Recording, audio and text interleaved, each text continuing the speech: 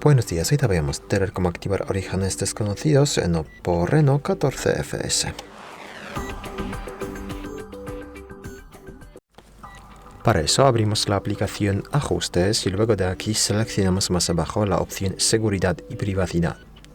Y luego aquí más abajo pasamos a mayor seguridad y privacidad o depende de la región más seguridad y privacidad.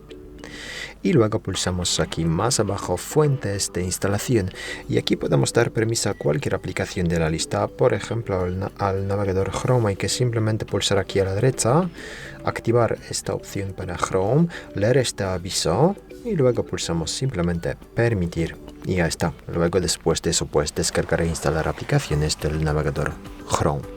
Muchas gracias por ver el vídeo, te comentario abajo, suscribirte al canal. Hasta luego.